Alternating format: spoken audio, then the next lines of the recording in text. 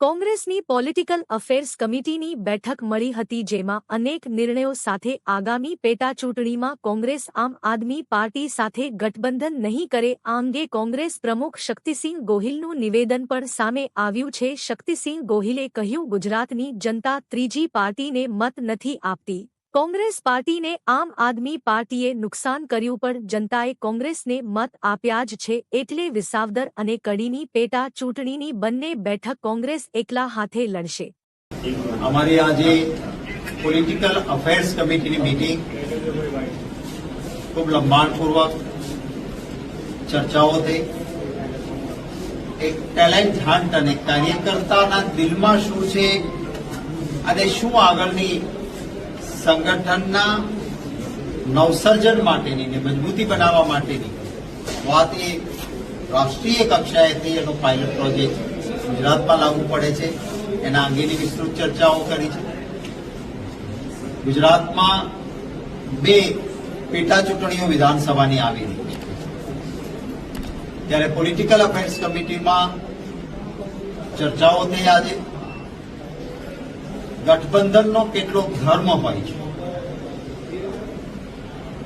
આમ આદમી પાર્ટીએ પોતાની રીતે પોતાનો કેન્ડિડેટ જાહેર કરી દીધો છે.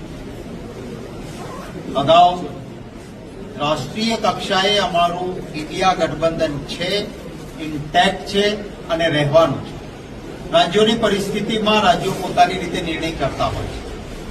જેમ કે હરિયાણામાં હું પ્રભારી હતો, હું જાણું છું હરિયાણામાં કોંગ્રેસની સરકાર દિવાલ પર લખેલું હતું બનતી હતી. આમ આદમી પાર્ટીનું સંગઠન ત્યાં લગભગ 0 હતું, પરંતુ આમ આદમી પાર્ટીએ હુડાજીએ કેટલીક સીટો ઓફર કરવા છતાં એ ઠુકરાવીને આમ આદમી પાર્ટી લડી. હરિયાણામાં પરિણામો ખરાબ આવ્યા. ગુજરાતમાં રાષ્ટ્રીય કક્ષાએ નિર્ણય થયો કે ઇન્ડિયા ગઠબંધનમાં સાથે રહેવાનું છે. એટલા માટે હું જ્યાંનો પ્રદેશ પ્રમુખ હોઉં એ જિલ્લો છોડવો મારા માટે અઘરો હોય, પરંતુ રાષ્ટ્રીય રીતે એ જાળવવા માટે ભરૂચમાં અમારી એક ઇમોશનલ ફિલિંગ હતી બધા. એમ છતાં ભરૂચ અને ભાવનગર જ એમનો આગ્રહ હતો તો છોડેલું. રાજ્યની કક્ષાએ જ્યારે અમારે નિર્ણય લેવાનો છે, ત્યારે આજે પોલિટિકલ અફેર્સ કમિટીમાં વિસ્તૃત ચર્ચાઓના અંતે ભૂતકાળના બધા જ ઇતિહાસો તપાસ્યા પછી એક સર્વસંમત મત ઉભો થયો હતો કે ગુજરાતના મતદાતાઓ ક્યારેય ત્રીજી પાર્ટીને મત નથી આપતા. અહીંયા ભૂતકાળમાં લેફ્ટ દ્વારા કોશિશ થઈ, અહીંયા ભૂતકાળમાં સમાજવાદી પાર્ટી દ્વારા કોશિશ થઈ, જેમની પોતાની સરકાર હતી શંકરસિંહજી વાઘેલાની.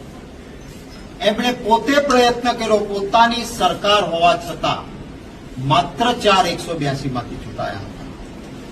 સ્વર્ગસ્થ ચીમનભાઈ પટેલે મને કહેલું હતું જ્યારે કોંગ્રેસમાં મર્જ થયા હતા કે મેં અલગ પાર્ટી બનાવીને પ્રયત્ન કર્યો, પટેલોનો પાવર, મારી સમજણ, રાજકીય ગુણે બધું, પરંતુ ગુજરાતી મતદાર ત્રીજી પાર્ટીને મત આપતો નથી અને એટલે મેં નિર્ણય કર્યો કે પાછું કોંગ્રેસમાં જ વિસર્જન કરીશ. ચાણક્ય કહેવાતા પોલિટિક્સના.